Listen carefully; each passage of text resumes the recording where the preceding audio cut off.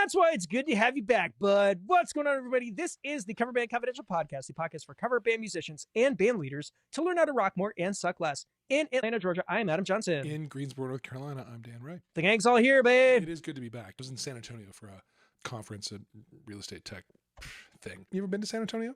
I've not. There's this thing called the Riverwalk. The San Antonio River goes through town, and many years ago, they dredged a man-made sort of loop on the river and built this thing, the Riverwalk, and it's several miles, and a lot of it is bars and restaurants and hotels, and it's super cute and looks really old San Antonio, and then part of it is sort of nature-y. The thing that struck me about it was, and it only struck me after I had been at a place having maybe the best fajitas I've ever had in my life, and probably the best margaritas I've ever had in my life. Several drinks in, I walked out of that restaurant and realized that there's no guardrail between the edge of the Riverwalk and the river itself. Now, did you find that out the hard way, or was this just an observation? It was merely an observation, but it did strike me that they must fish people out of that river quite often. But the Riverwalk is gorgeous, and we had some good times there, and presented at the conference and pissed off all the right people. So it was a success, as far as I'm concerned. What more could you ask for? Totally. We know, speaking of Texas, we had a wonderful conversation with a fellow Texan last week.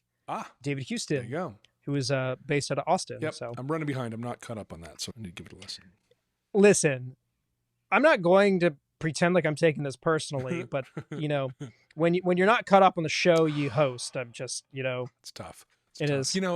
Somehow I magically swung an upgrade on the way home. Both of my flights on the way home were first class. I just went to check in, and those were the seats they were putting me in. So I need to send the person in my company who books things like a fruit basket, because that was pretty good. So you'd think I would have had plenty of time, but I was dealing with hot towels on my face and a dinner service. All the complimentary. Really busy. I didn't have time to listen to podcasts, Understood. You got any gigs coming up this week or anything you're looking forward to? Trivia work-wise? on Thursday. It's One Hit Wonders. And then I haven't really designed the themes for the next month, but it's, next week is my time to put out the mailing list. And so that's when I design it all, figure all that out. Cool beans. Yeah. What about you? So last week we were supposed to get in the room together and do some rehearsal, but my wife was traveling. And so we had to cancel it because schedules changed, and I had to, if you are a solo parent with an 8-year-old and a 12-year-old, I'm more or less the social director. Right. So it's just a matter of driving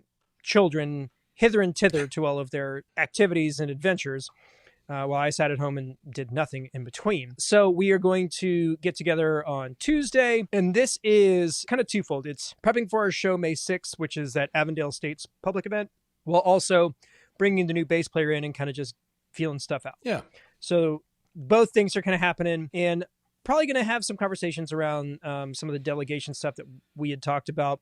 And I will say this, not that Adam Moskowitz from the Van Band needs any more juice behind him in this world. But a couple of months back, he had sent his pay structure for his band stuff to you and I, and I've been tweaking the kind of parameters around what he uses to see if it's something that might make sense for us, so that at least when money comes in, I can show everybody hey, here's how things, here's where it's all going. Because I feel like if I'm going to be asking more of my guys, we need to put some structure around that. Yeah. So yeah, still playing through those things and trying to figure that out. But mostly I just need to clean up the podcast dungeon so that it can be the band practice dungeon, right, which it hasn't been for a while. So excited about that, but basically just promoting, getting ready to prepping to promote this show that's in about 2 or 3 weeks. So nice. Yeah. So there's that. Okay. I shared a few weeks back, I picked up the D'Addario back, and I've now loaded into it the cables I need and the mics I use for the solo acoustic and karaoke, I guess that I would use for the duo acoustic. And I have taken it to one gig, and it fully demonstrated that it replaces the old backpack I had, plus my mic bag, plus my cable bag. Nice. Awesome, right? Yeah. However, one of the features of it is the ability to strap a mic stand to the side of it. It's got a pair of straps that can tighten up and grab a mic stand and hold it to the side of it.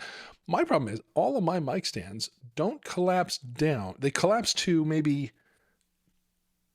twice the height of the backpack. So they don't go as small as the backpack is pictured carrying Right. You had mentioned that. Yeah, previously. And I knew from the photos that was going to be a thing. I've picked up an air turn portable mic stand with a boom.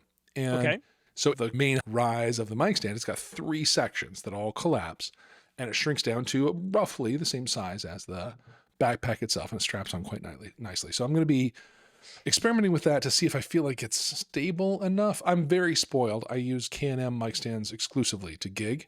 Well, yeah. And they're heavy duty. I used to be an Amazon Basics guy for mic stands. My view on mic stands was they're essentially disposable. Buy them as cheap as you can. Buy more in 6 months. But these K&Ms have lasted me for years now. My guy at Sweetwater finally talked me into spending some real money on real mic stands. The ones I have in my practice space are still those dumb cheap ones because they don't move. They don't have to break down or travel or anything like that. But the ones that are gigging need to be gig worthy, and the K&Ms really, really are. Expensive, heavy, but man, are they good. So we're going to see if this air turn guy holds up. Okay. Given that it lives on the outside of the bag and it's going to be interfacing with the world more than it would be inside a bag, I don't know, but it feels pretty well built. Not as heavy as K&M, but it's not flimsy. So we'll just see.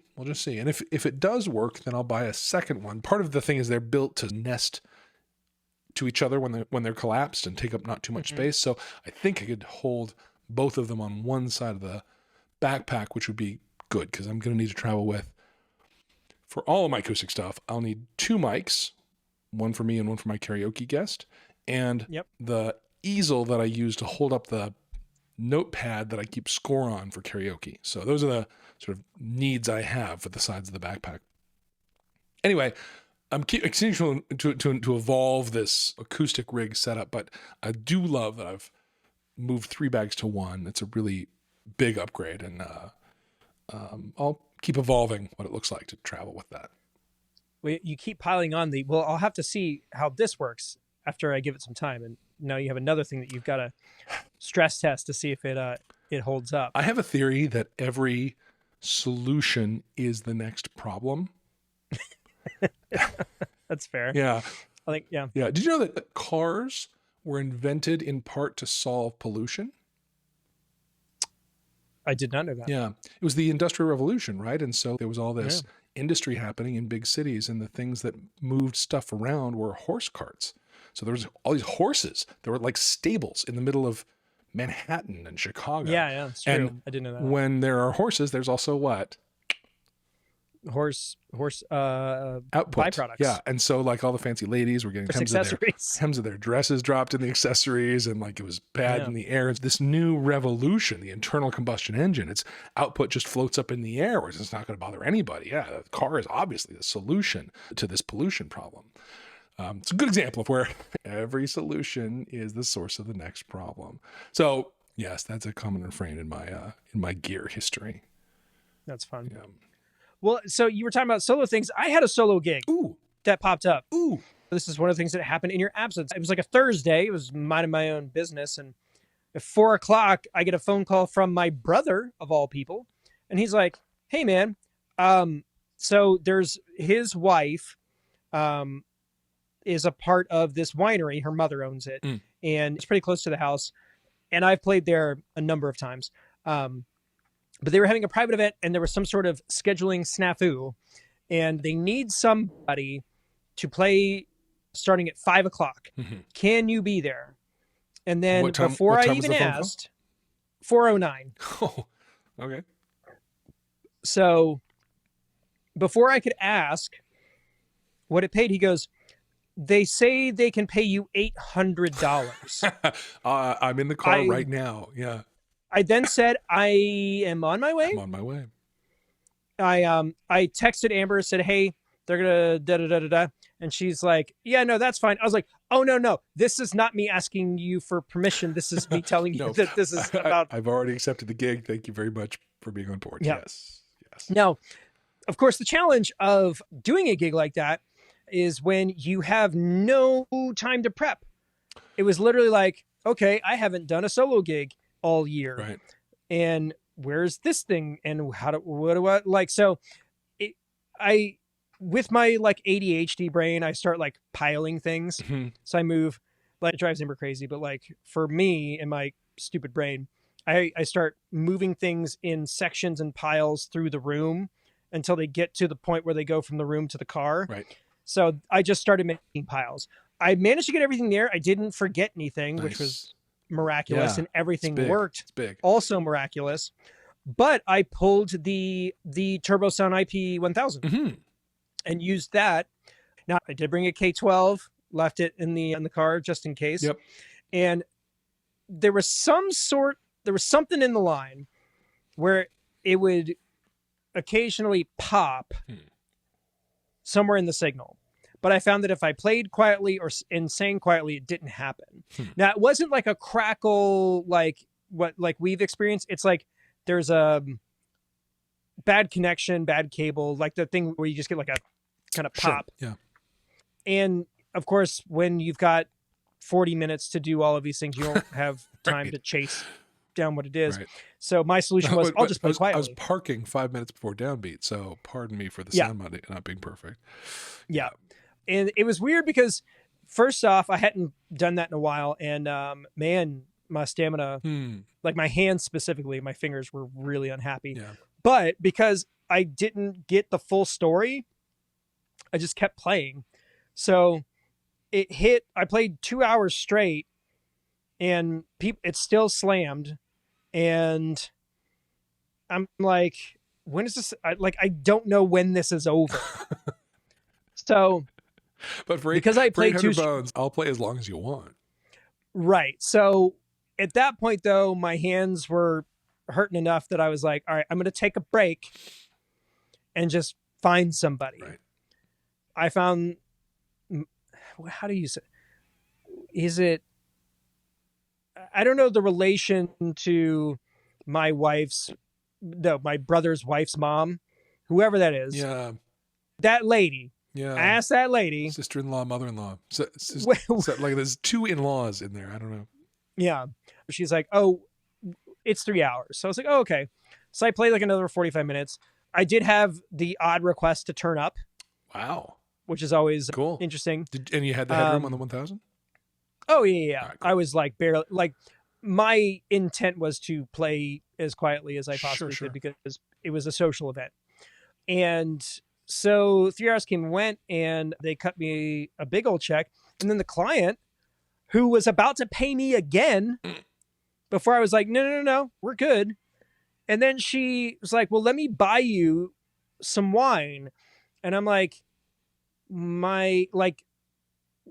they're family. Like you don't have to do that. Yeah. And she goes, no, I insist. Let me buy you 2 bottles of wine. I'm like, okay. So I was like, well, I'll have 2 of the Chardonnays. And then she's like, 3. And I was like, you run a tough bargain. Deal. Yeah. So I hate to be loved on a Thursday night. Yeah. Thursday night, $800, 3 bottles of wine, home by 8:45. That's good. Nice work if you can get it. Yeah, that's good. There's no lesson here, guys. This is. No, we were talking about like what can we say? Be in the right place at the right time. Be related to the same people. Yeah, I can't. This is not a. Here's how to get an $800 solo gig. I don't know. No, those don't exist unless it's like 45 minutes before downbeat and something's gone horribly wrong. Yeah, but it was good to get back out there. I'm definitely like in the. Let's put some new material together. Let's get some new tunes under your hands. So I'm open to suggestions. What's crushing, what's working for you guys. Coverbandconfidential@gmail.com. Shoot us an email. Yeah. Yeah. Well, speaking of that, I accepted a request to do a volunteer solo acoustic gig for my kids' elementary school. So every year they have a picnic. In the last couple of years, it's always been fun. And the live music for it has been fun the last few years. A couple of years ago, it was Ben Folds' brother. So Ben Folds is from here, Greensboro, North Carolina. And is it Chuck Folds? His brother, Chuck, yes. Chuck Folds. Chuck Folds, his older brother. And he runs he does a few different projects, but the main one is a kids band, like an aimed at young kids called Big Bang Boom. And I've seen their show that is just a standalone thing. It's awesome. Awesome. It's so good. So Chuck, he put together a little band and they played at this thing a couple of years ago, and that was fun. the woman who is running it happens to own the bar where I'm doing the trivia right now. And so she reached out and asked if I could do it. And I am more than happy to, obviously. I had to run it by my child and make sure she wouldn't be mortified, and she won't. It's fine. I'm going to be opened for by a kid named Finn Phoenix. That's a stage name. It's not his real name, but Finn Phoenix. And he is a recent graduate of this elementary school. I want to say he's probably in 7th grade now. He studied guitar with a friend of mine who teaches guitar and started playing out when he was 9 or 10. And he's a really good kid, and I've followed him for a while. I've never met him in person, so I'm excited to meet him. He will be opening for me. So he's doing like a 45-minute set, and then I'll be the rest of the show. But this whole thing leaves me with a quandary. So the audience for this is families, elementary school kids, and I think I can put together a 2-hour set list that'll nail those folks. But I don't know. I mean, look, I just learned at request. I learned "Take Me to Church" by Hosier. It's probably not appropriate. That one. Nope. That's a pretty horny tune. Yeah, even the like it's coded, but it's still pretty horny. The like supertext is probably inappropriate. The subtext is way inappropriate. Yeah. For sure. And so I've been picking my kids' brain about what songs the kids are listening to. So there's a tune that everyone needs to Google because it's gorgeous, called "Golden Hour" by a guy named Jake, which is spelled JVKE because 2023. It's a piano tune. I'm not sure I'll be able to comp it on guitar, but it steals heavily from like Philip Glass, and it's really well done. It's really well done. "Golden Hour" by Jake, spelled JVKE. You gotta check it out. It's about 6 months old, and it's super good. Cool. And I think my move is to just pick my child's brain. What have you seen work with? Like, when I say young crowds, I don't mean like 23. I mean like 9. Actual young. Songs that I typically pick up when there's little ones are going to be tied to big kid movies. Sure. Let so It Go. Off the top of Let It Go crushes. Yeah. "Best Day of My Life," American Authors. That's a good one. Okay. "Can't Stop the Feeling." Yes. Justin Timberlake and then from Trolls. Yeah. "I'm a Believer." Yes. But it's not. So again, no, but you're talking about Neil Diamond. Yeah. By way of the Monkees, by way of Smash Mouth. Right. Yeah. You got to do Shrek soundtrack. Oi! You got to do that. That's the oi is crucial. Now, there's also like some specific kid band stuff, like you're talking about Chuck's band. When I was commuting for my job, we had Sirius XM, and they have an entire station called Kids Place Live. Yes. So I became very aware of a couple things. One, a lot of bands from the 90s like shifted into this lane, and there's a lot of them. So Brian Vander Ark from the Verve Pipe, he had a children's thing. If you're a fan of Presidents of the United States of America, their lead singer has a kids project called Casper Baby Pants. That is incredible. Yes, I have heard of that. There were also some really good kids albums from They Might Be Giants. Yep. Yeah. There's a guy named Perry Grip who is in, I can't think of the name of the band that he was in. They were Nerf Herder. Oh, wow. And his stuff is evergreen in our house. So It's Raining Tacos. Yes. Space Unicorns. 100%. I'm right with you. Hamster on a Piano. Yeah. Like the guy's a genius. Yeah. I might also pick up some of the Phineas and Ferb songs. There were some really good ones in that. Bowling for Soup.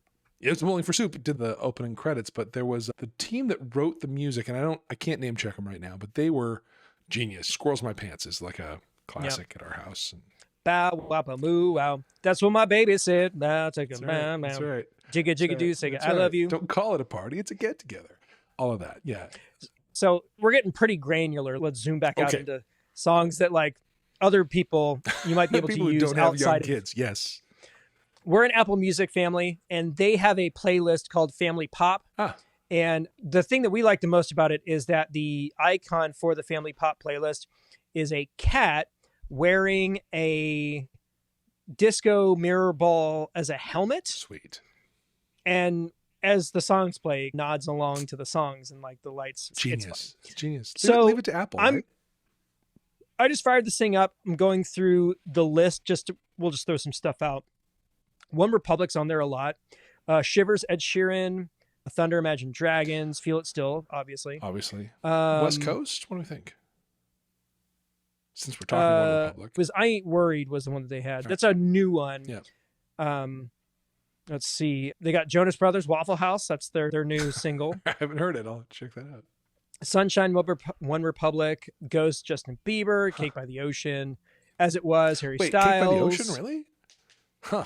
It's the fluffy version. Oh. Where you can get around the hosierness of it by not thinking about it too hard. Yeah. High Hopes, Panic at the Disco. Yes. Let's see. Sucker, Jonas Brothers. Cold Heart, Elton John. Huh. Right. Sunflower, Post Malone. I love Sway that too. Lee. That's a good one. Yeah, we can do that one. Watermelon Sugar. From Spider-Man. Yep. Yep. The Into the Spider-Verse. Great. Which was great movie. incredible. Very excited about that. They're doing it like that. So yeah, I saw the preview for the next one. We went and saw Mario Brothers. Oh. Did you know? So Jack Black plays, what's his name? Bowser. Right. And does a song for Peaches. And it's incredible. It's great. And it charted. It was so good. Like they Awesome. released a music video of it and it charted with the release. Very cool. You should look it up. It's really funny. Yeah, you got Dance Monkey, Party in the USA. Some Shawn Mendes, more Harry Styles. Yeah, anything off of this would be pretty much a home run. 21 Pilots. So yeah, I think that's where you would want to go. Yeah, I'll have to check that out. With that, you're basically like the highest level top 40. Something that's just going to be all over the place. Yeah, Easy to, and then I might throw some, because the parents are there too, so I might throw some 80s, 90s just to mess them up. Well, Triangle Man. Yeah. That's a big one. And do you remember, I'm dating myself again, Animaniacs did a whole thing where they did a bunch of like music videos on the Animaniacs show, and they did multiple Name That Big Giant songs. They did Istanbul, Not Constantinople, and Triangle Man. Was it you should look those up. Animaniacs characters singing them, or no? It was them acting out the songs. They were just the regular songs, just as they were. All right. So I don't remember that, but I'll check that out. Stuff to think about. I mean, learning the countries of the world and the state capitals from. That's so good. I don't have it. Me neither. Don't have it. Me neither. But yeah, that's a good exercise. Go through a top of the heap top 40 playlist and be like, what can I transfer over to what I do? Right. That makes sense. Right. And then the reality is that content is gonna convey over into a general audience kind of space to 100%. some degree. It depends on the room, I suppose, but people who are of our age and have kids in that demographic are going to be picking that music up by osmosis. So, or on purpose, maybe. Yeah. So, yeah, it's good practice to stay alert, stay aware of those things. You could probably you should probably, you for the Disney night, did you do Lost in the Woods? Oh, yeah. Yeah, my kids love it. It's bonkers. There are like 5 key changes in that song. And it's totally unnecessary. The song that I keep getting as a request is in the movie Brave with Merida and her mom, who's a bear and all that stuff. There's a song called Into the Open Air that is this gorgeous sort of Irish guitar piece that people who know I do it request it pretty much at every show. And it's beautiful. It's a really gorgeous piece. So here's a curveball that I think would go over well for everybody, just because we played it in the car and our 7-year-old kind of perked up. You'll Be Back from Hamilton. Oh, yeah. Listen, yes, we had a play date here a couple of days ago with 4 9-year-old girls, which is I just hide in my office. Run just as far as you can go. I just hide. But at some point, I heard them doing the whole opening first, like 40 minutes or so of Hamilton, and it's actually Work, the Schuyler Sisters tune that they mostly identify with and find in. Look around. Look at we are to be alive, right? Yeah. Our youngest just thought that was the funniest. It is funny. Just and Jonathan Groff just being an selling absolute it, genius. right. I'll send a fully on battalion to remind you of my love. Da, da, da, da. It's so good. So do you know who replaced him after his term of Broadway? No, I don't. The show? I don't. It was Taran Killam from SNL. No, wow. Oh, So I get it. if you've seen the movie or the video production of it, like right. Jonathan Groff brings like a total level of Bonkers, kind of like crazy, right. surreal craziness. Yeah. Yeah, but think of what the unique chaos that Taran Killam could deliver in that role. I get it. Yeah. That's great. Man, we really just off the went cliff. Deep here. We did, but it's those parents with 9-year-olds and like 10-year-olds and 12-year-olds are gonna appreciate, I think, where we're at, and those who don't won't. You need to look up Stompy the Bear. That's the last recommendation I'll give. Okay. It's a Casper Baby Pants song. When it's shower time in our house, we've got the Bluetooth speaker in the kids' bathroom. Yes. That's the request. That's the shower song. Right. It's Stompy the Bear. Okay. It's a good one. Okay. Yes. I think that's it. Yeah. So, I will say, last thought. I have yes. quite often when I've been playing just a straight band gig and there have been young kids in the room, it's been the best thing ever because they'll just come up and just throw down. Like all the adults are being judgy about whether they're going to dance right now, and the kids completely are not. And so I've been in a conversation with a organizer, event person here about having an event called My First Rock Show. I don't know. I'd love to set something like that up. I'm still in formulation about that, but kids are great to play to. Kids are always great to play to. So yeah, I'm very excited about this show. It's gonna be fun. Awesome. Yep. So, we were kind of going back and forth on what else to cover as we're kind of gearing up for gig season. I was having an issue with the power supply that I use powering my HX Stomp. Mm-hmm. And it's a custom built power supply from Barefoot Pedals, which you and I both have their products. Yep. And I reached out to the guy initially when it happened. He's like, "Oh, this typically happens when the cables start to wear out. Here's a link to get some more." And I've been getting them from him, but I actually found a vendor on Amazon that makes a very similar product. You can get 2 of them for $8 with free shipping. How's it going? So if you are in the HX environment ecosystem, we're going to drop a link for that in the show notes. Well, or most anything that needs 9-volt power, right? I mean, yeah. Those can be used. But those are very specific. They've got the reverse polarity center, right. like. Yes. So it's not just 9-volt. It is very much specifically for the HX Stomp and HX effects. Gotcha. So yes. They have a very strange, specific power supply. Yeah. So the last thing I wanted to talk about was something that I was really taken aback by. We've got this public show coming up Saturday, May 6th, and we're racking our brains. Best way that we can promote the show and all of that stuff. And we covered this a little bit in the Patreon Slack, which is, we've gotten a couple of new members this week. So welcome all of our new friends who have dropped in. But the other thing I did is I put a poll out on the YouTube channel. It's like, how do you promote your band's upcoming shows? So I asked the whole world, but Dan, how do you guys promote public events? We do Facebook events. We do Facebook events that also share to Instagram. I'm not deep enough on Instagram to feel like I know that's producing anything, but I certainly can see response and activity and engagement around Facebook events. So that's something.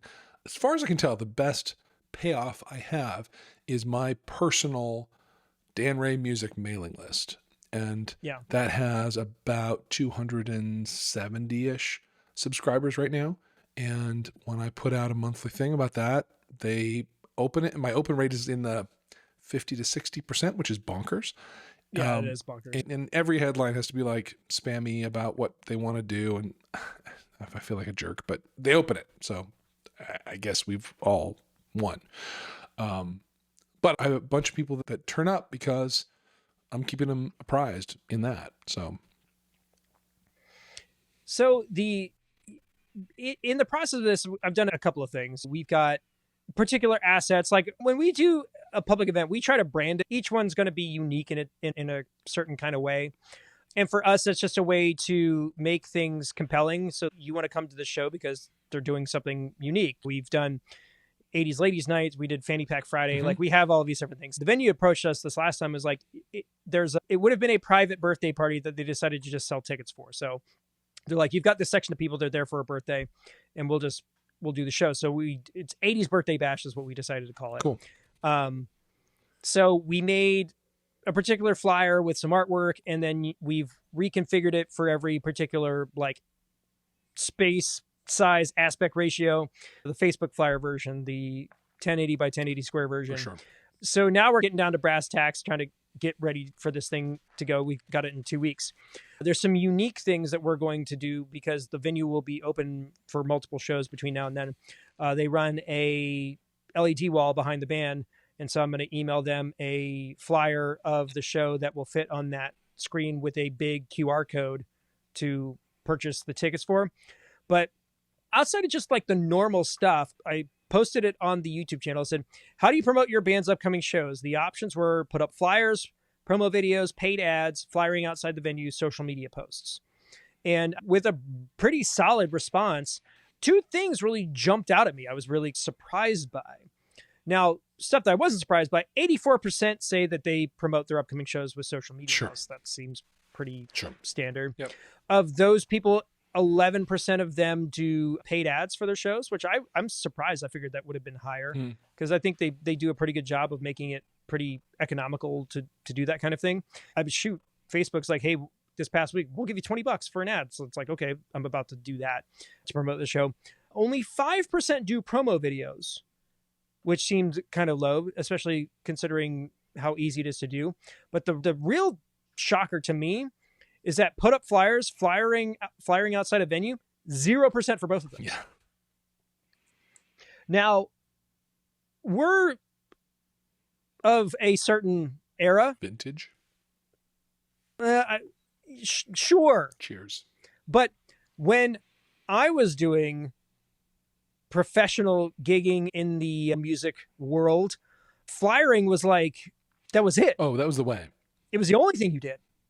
This is the way. And you'd spend all the time designing the flyer. You'd go and to Kinko's, get them printed all out. You go to Kinko's and take the big one, the whole thing, and then you shrink them down to the thing one, and then you cut them up. Totally. And you go with your bandmates to the venues, like handing them out. Like there was a whole thing. Yeah. And it's just crazy that nobody does that anymore.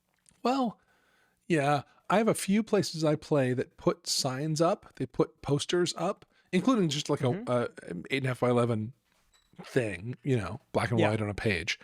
And so I do some of that stuff, but yeah, I think that handing out bills on the sidewalk thing, I think that's probably done. I don't see that happening much of anywhere anymore.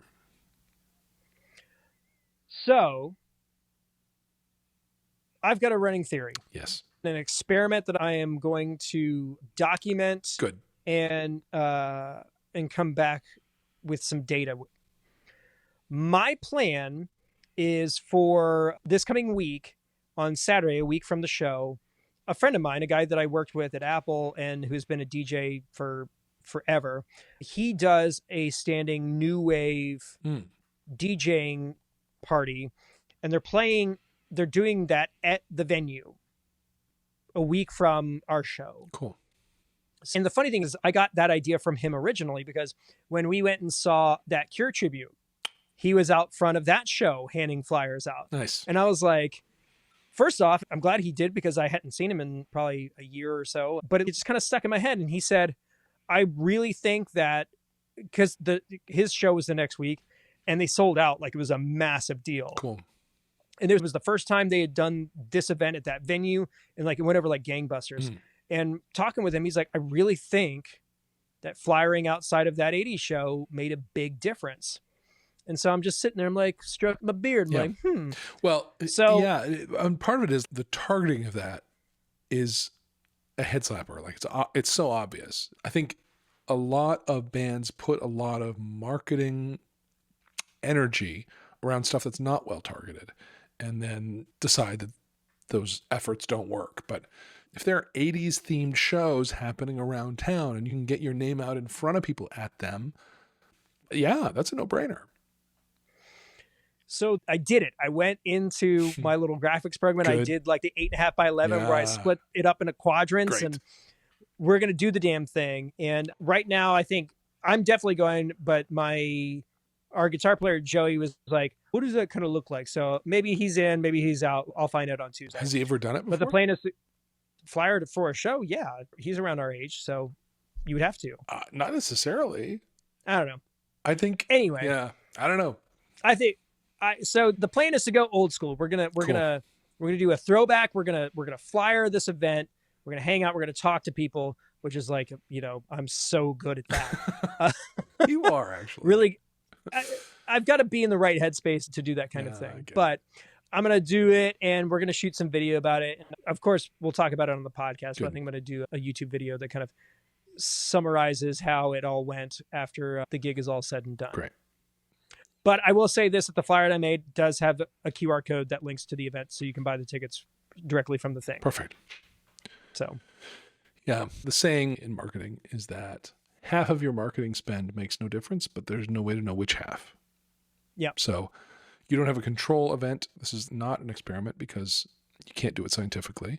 But yeah, at the end of the day, if your anecdotal sort of gut feel is that produced results, great. Lean into that. Let's see if it's true over time.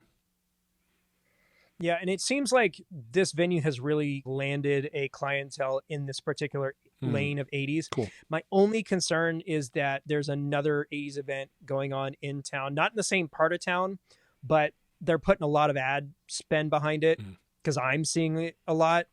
And it's a buddy's band, and I haven't said anything about it because it's not their fault, but I hate being in a position where I've got to potentially compete with people I'm friends with, but it is what it is. Right. And I want to do well because we have also reserved our next show there is the next Friday the 13th, which also happens to be in October. Ooh. So, I mean, come on. So with the branding and all of the stuff that we've already generated for this event previously, adding the spoopy factor to it being in October and all of the fun 80s Halloween tunes that we normally do. That's perfect.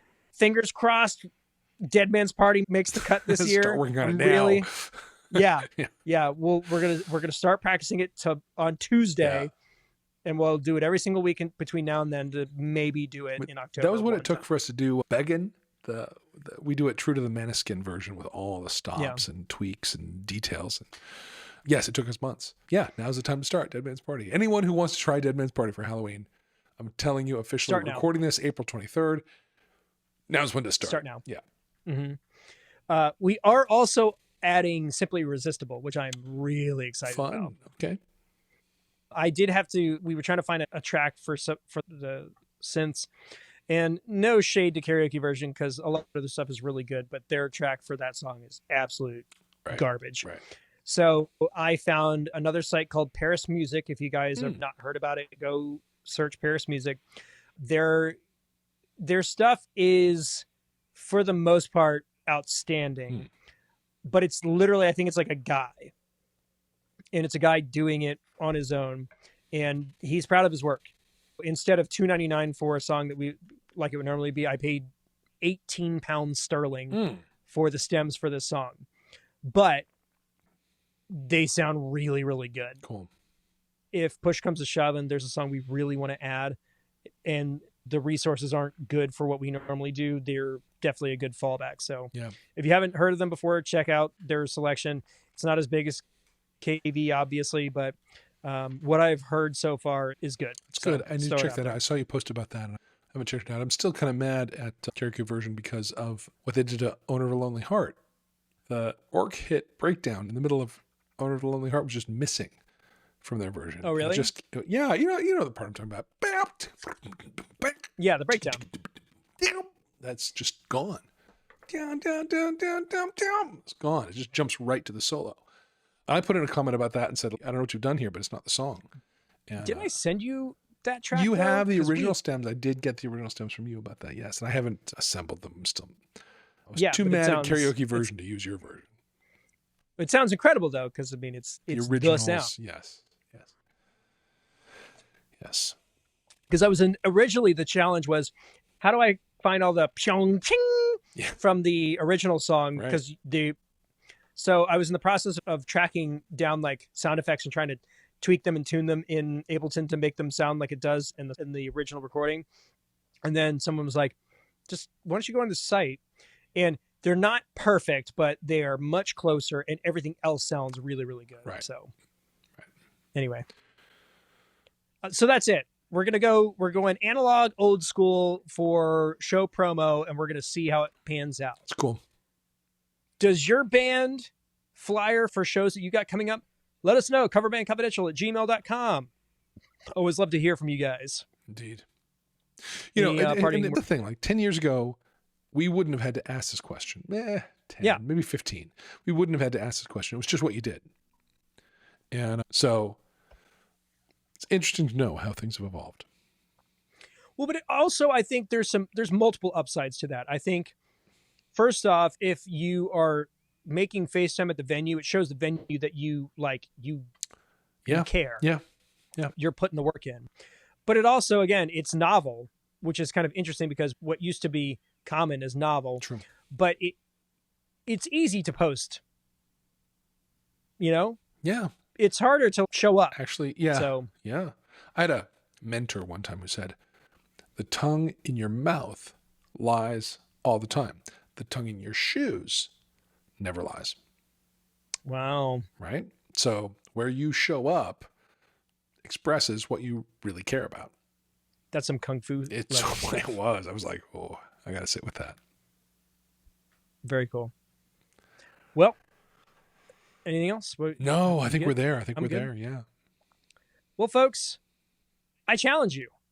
If you got something coming up and you want to make sure it delivers, maybe consider some alternative methods. Get out there, be creative. And we'll just call it at that. Sounds good. Thanks so much for tuning in, everybody. It's good to have you back, Dan.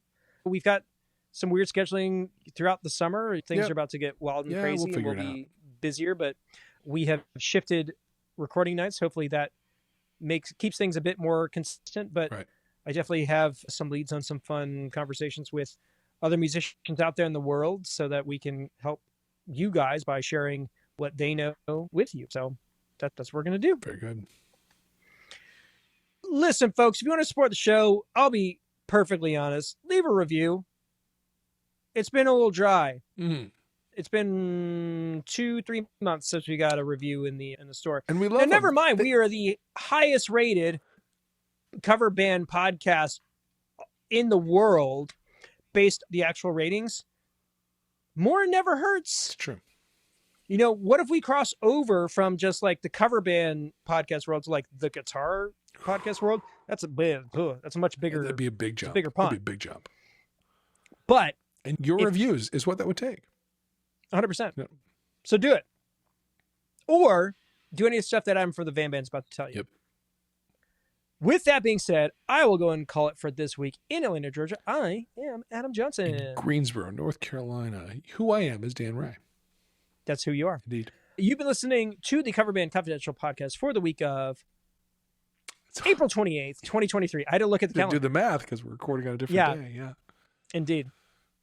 See you guys. Bye.